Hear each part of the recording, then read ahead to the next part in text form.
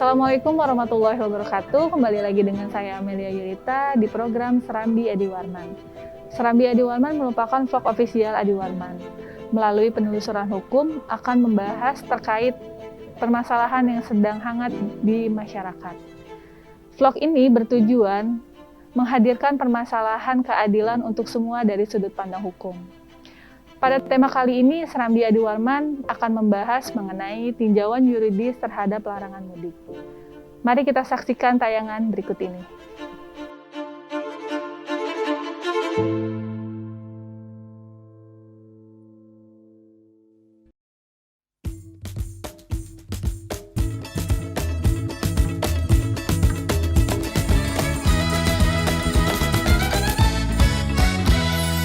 Bukankah kita semua ingin segera bisa terbebas dari masa pandemi yang sekian lama menjadi faktor utama penghambat laju perekonomian nasional kita. Saudara, polisi di Karawang, Jawa Barat telah memutarbalikkan 2.000 kendaraan yang akan masuk wilayah Jawa Barat sejak larangan mudik diberlakukan pada tengah malam tadi. Kendaraan yang diputarbalikkan tersebut datang dari arah Jakarta. Saya akan menyampaikan bahwa hal yang dilarang pertama adalah kendaraan bermotor umum dengan jenis mobil bus dan juga mobil penumpang. Yang kedua adalah kendaraan bermotor perseorangan dengan jenis mobil penumpang, mobil bus, dan sepeda motor, serta kapal angkutan, sungai, danau, dan penyeberangan. Kemudian ada pengecualian bagi masyarakat yang boleh melakukan perjalanan. Kami sudah rapat khusus dengan Pak Kakor Lantas Polri, dengan para Dirlantas Polda, bagi kendaraan travel atau kemudian angkutan perseorangan yang digunakan untuk mengangkut penumpang, nanti akan dilakukan tindakan tegas oleh kepolisian, baik berupa penilangan dan juga tindakan yang lain yang sesuai dengan undang-undang yang ada. Kita berjalan saja masih perlu cat, perlu ganti spare part dan lain sebagainya, ban, oli. Nah ini memakan biaya yang nggak begitu kecil. Begitu kita mau operasikan tiba-tiba ada larangan. Ini bukan hanya perusahaan yang merasa dirugikan, termasuk personil. Ratusan personil yang ada di perusahaan kami ini menjerit. pada jarak. Momen Lebaran diakui sangat mereka tunggu karena mengharapkan rezeki tambahan dari para pemudik. Sementara di hari biasa, mereka cukup kesulitan untuk mencari penumpang. Nah, kami pun mengharapkan dari Lebaran. Nah, sekarang Lebaran nggak mudik, penumpang bagaimana? Kami kan yang ditunggu-tunggu hanya Lebaran. Sudah hari biasa, sudah sepi. Mulai dari Kupik, Banu Dalam, sekarang larangan lagi ada. Nah, bagaimana kami? Assalamualaikum warahmatullahi wabarakatuh. Wahai penguasa negeri ini, kami para supir angkutan memohon kepada Bapak Presiden, Bapak Gubernur, Bapak Wali Kota, Bapak Bupati, Bapak-bapak yang duduk di kursi MPR dan DPR, serta semua yang menjadi penguasa negeri ini. Apakah kalian sudah berpikir ulang dengan menutup pintu keluar masuk provinsi yang secara tidak langsung membunuh mata pencaharian kami?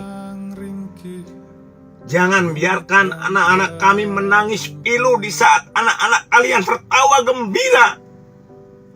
Jangan biarkan kami kelaparan di saat kalian terlelap tidur karena kekenyangan.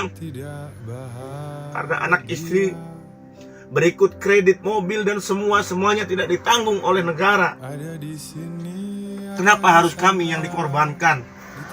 Kenapa kami harus yang dikorbankan karena ketakutan kalian yang tidak sama sekali kami takuti?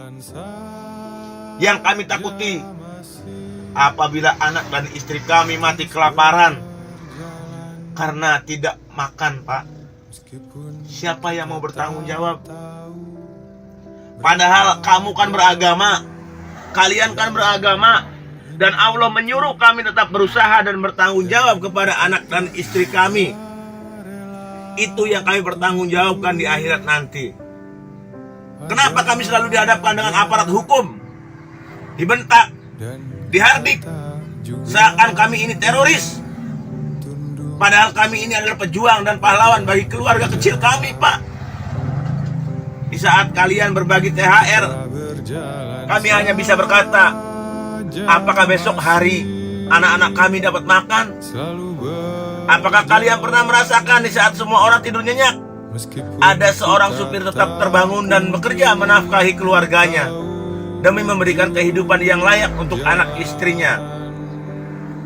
Apakah ada cara lain yang bijak dengan tidak membunuh mata pencaharian kami? Berilah aturan yang adil. Berilah aturan yang adil buat kami. Semoga bapak-bapak di sana yang menjadi penguasa mendapatkan hidayah. Terima kasih. Semangat pejuang nafkah keluarga. Selalu berjalan.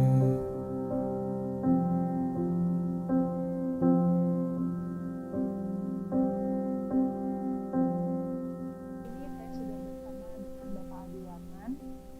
Assalamualaikum Bapak. Waalaikumsalam warahmatullahi wabarakatuh. Alhamdulillah. Bagaimana kabarnya Pak? Alhamdulillah baik. Alhamdulillah baik ya. Puasanya hari ini bagaimana Pak? Insya Allah. Insya Allah ya. Oh ya Pak, sekarang kan sudah mulai mendekati Hari Raya Idul Fitri nih Pak. Hari Raya Idul Fitri kan biasanya identik dengan mudik. Ngomong-ngomong Bapak nggak mudik tahun ini Pak? Alhamdulillah. Tahun ini saya tidak lakukan mudik. Tidak mudik ya. Apa karena takut dengan adanya larangan mudik dari pemerintah? Oh tidak juga. Karena dilarang atau tidak dilarang, saya memang tidak mudik. Orang tua saya ada di Bintaro. Jadi saya tidak mudik. Baik. Pak, sebelumnya kan Bapak sudah melihat nih cuplikan tayangan larangan mudik, baik disampaikan pemerintah maupun penayangan yang terjadi di lapangan.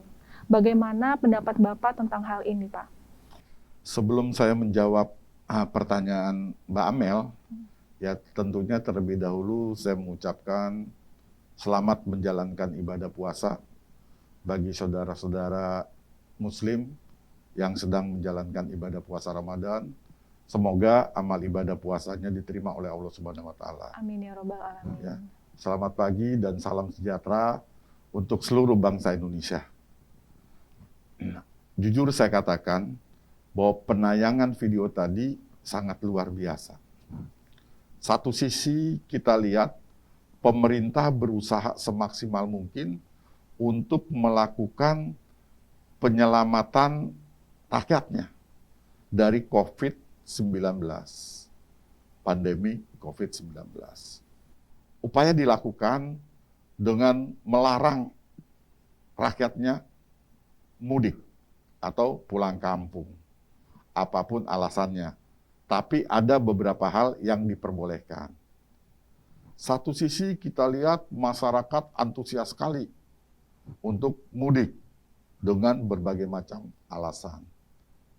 Kita lihat di lapangan tadi, ya terjadi berbagai macam hal dinamika yang menyebabkan pro dan kontra. Tetapi saya harus katakan bahwa apa yang dilakukan pemerintah itu sesungguhnya sedang menjalankan amanat dari pembukaan Undang-Undang Dasar 45.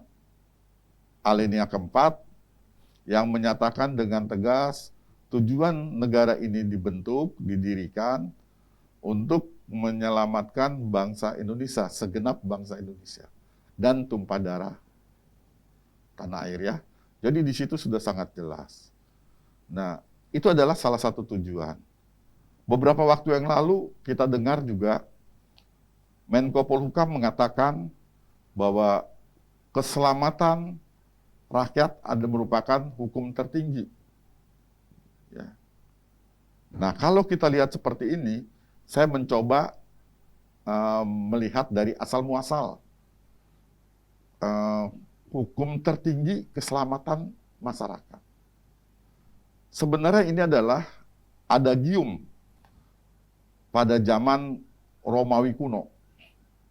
Yang pertama dilontarkan atau dilahirkan oleh Cicero. Dengan nama lengkapnya adalah Marcus Tullius Cicero. Yang hidup sebelum Masehi. Ya, kalau saya nggak salah 1643 sebelum Masehi.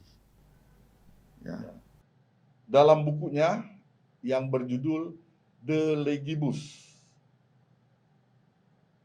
setelah beberapa abad kemudian, adigium atau pepatah hukum ini dikembangkan kembali atau dinyatakan kembali oleh filsuf dari Inggris yang bernama Thomas Hobbes dalam bukunya Leviathan. Kedua filsuf ini mengatakan bahwa hukum tertinggi adalah keselamatan rakyat. Dan ternyata pendiri bangsa Indonesia, negara Indonesia, sudah memasukkan itu ke dalam pembukaan Undang-Undang Dasar 45 tercermin dari alinea keempat. Ya, sampai di situ clear sepertinya tujuan pemerintah sangat mulia dan sangat baik. Tapi kalau kita lihat di lapangan seperti tadi, ada apa? Adakah yang salah di situ? Apalagi kalau kita lihat, kita dengar dan kita ketahui di berbagai macam media massa bahwa menteri yang lain juga mengeluarkan peraturan yang menteri. Misalkan memperbolehkan buka pariwisata. Nah, kalau mereka datang ke suatu daerah, alasan tidak mudik, tapi alasannya berwisata, ya itu tentunya antara menteri yang satu dengan yang menteri yang lain, ego sektoral terlihat. Nah, itu adalah fakta yang memang harus kita sikapi dengan arif dan bijaksana.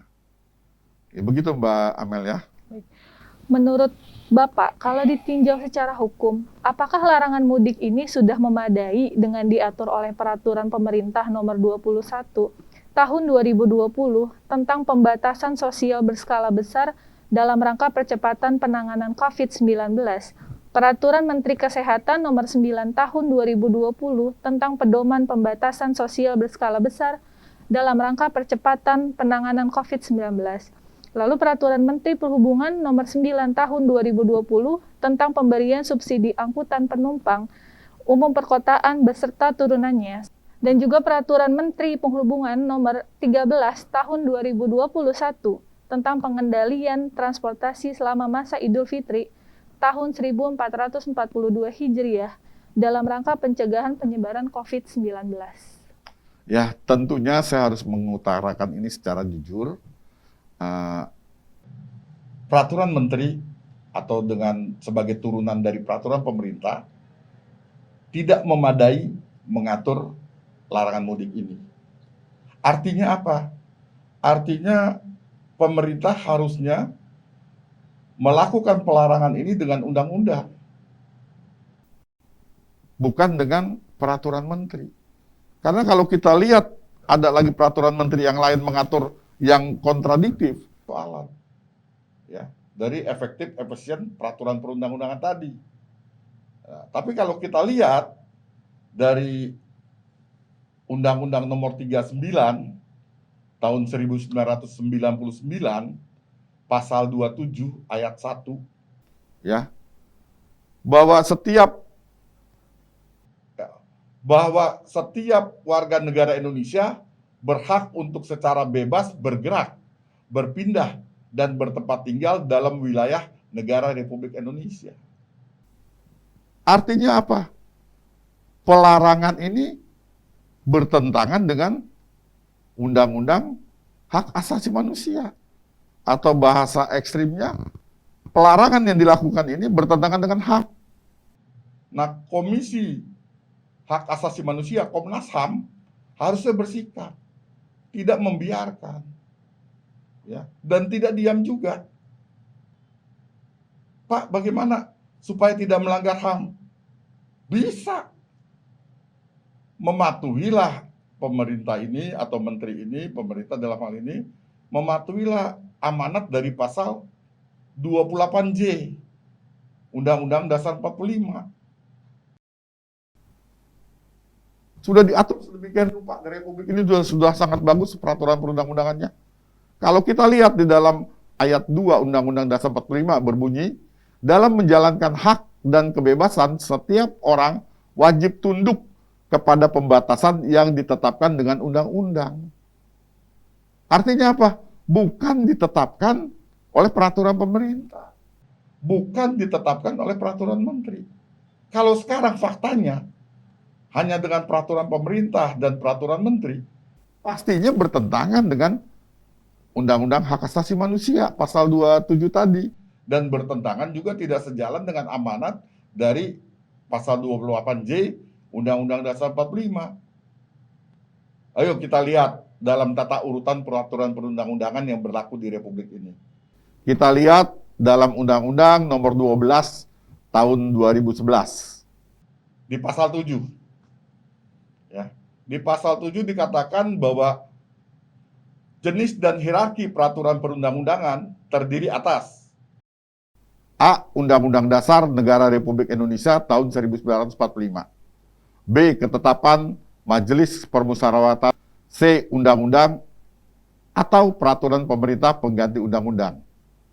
D. Peraturan pemerintah. E. Peraturan presiden, dan seterusnya. Ya. Nah, sekarang posisi peraturan menteri atau peraturan pemerintah yang D itu tidak boleh bertentangan dengan undang-undang. Ya. Ada ajas hukum yang mengatakan lex superior derogat lex a priori. Artinya, hukum atau peraturan yang lebih tinggi mengenyampingkan peraturan yang lebih rendah. Jadi ajas hukum juga dilanggar. Bukan hanya melanggar hak asasi manusia. Ya. Coba kalau diatur dengan undang-undang, ya, karena ada ajas hukum yang mengatakan undang-undang yang baru mengenyampingkan undang-undang yang lama. Ya. Lex posterior derogat ex inferiori. Nah, itu udah sangat jelas. Nah, ini saya melihat ini ada sebuah persoalan dalam pembuatan peraturan tersebut yang ini harus cepat diralat.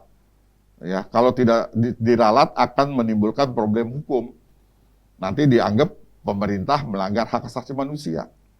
Dan itu bahaya, bisa digugat, bisa dipersoalkan. Dari konteks hukum, pelarangan yang dilakukan oleh menteri berdasarkan peraturan pemerintah itu cacat hukum. Ya, jadi jelas di situ kedudukannya seperti apa. Harus direvisi dalam bentuk undang-undang. Baik. Terhadap persoalan ini, apakah Bapak ada saran atau pendapat yang akan menjadi solusi? Tentunya dilihat dari kacamata hukum, Pak. Solusi terbaik pemerintah dalam waktu 2 kali 24 jam atau 3 kali 24 jam atau secepatnya ya mengeluarkan peraturan pemerintah pengganti undang-undang agar derajatnya sama dengan undang-undang. Karena negara ini adalah negara hukum, bukan negara kekuasaan. Setiap kebijakan, setiap tindakan harus berpedoman pada peraturan perundang-undangan. Ya. Jujur saya katakan, melihat video tadi saya agak miris. Kenapa agak miris? Karena ada pepatah yang mengatakan kepercayaan kepada pemerintah tercermin dari kepatuhan rakyatnya. Nanti kita akan lihat bagaimana dampaknya. Ya, tapi kalau tadi kita sudah ganti dengan peraturan perundang-undangan melalui produknya undang-undang, tidak ada lagi kontraproduktif atau ego sektoral di dalam kementerian. Menteri Pariwisata tidak ngomong begini, Menteri Perhubungan tidak ngomong begini, kita tunduk. Tidak akan terjadi seperti ini. Saran saya sekali lagi, segeralah buat perpu pemerintah untuk menyelesaikan persoalan larangan mudik ini secara yuridis. Saya sangat khawatir akan berdampak ya pada persoalan-persoalan pelanggaran hak asasi manusia. Baik, sebagai closing statement pada tema kali ini, monggo silakan apa yang akan Bapak sampaikan. Ya, kepada keluarga kami, saudara-saudara kami sebangsa dan setanah air yang kebetulan sudah pulang mudik, tolong jaga prokes kesehatan. Ya, itu harus tetap dijaga. Seperti kami sekarang sedang lakukan wawancara, kami tetap pakai masker karena untuk menjaga prosedur kesehatan. Ya, kita patuhi, kita hargai pemerintah yang berupaya semaksimal mungkin untuk melindungi rakyatnya, mengedepankan keselamatan rakyat adalah hukum tertinggi, tapi harus dilakukan dengan prosedur hukum yang benar. Sepertinya itu saja, dan kepada saudara saya yang kebetulan lagi pada di kampung, sudah di kampung, jangan bawa penyakit atau jangan terkena COVID. Kita doakan selamat pulang dan pergi dan pulangnya. Dan kepada saudara-saudara yang kebetulan masih di Jakarta, sebaiknya jangan pulang kampung, ya, untuk menghargai niat baik pemerintah sebagai warga negara yang baik. Itu saja mungkin yang bisa saya sampaikan, ya. Kurang lebihnya saya mohon maaf. Baik. Terima kasih banyak Bapak atas waktu dan pengetahuan yang telah diberikan. Semoga dapat bermanfaat bagi saya dan juga masyarakat banyak. Terima kasih kembali. Assalamualaikum warahmatullahi wabarakatuh. Waalaikumsalam warahmatullahi wabarakatuh.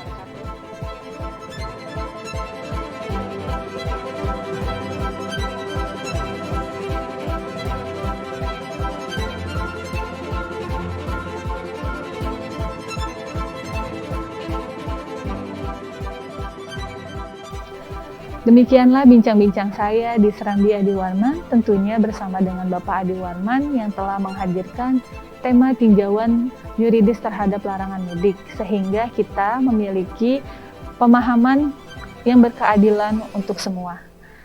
Tetap semangat dalam menjalankan ibadah puasa dan tetap mematuhi protokol kesehatan. Saya Amelia Yulita, sampai jumpa di tema selanjutnya. Wassalamualaikum warahmatullahi wabarakatuh.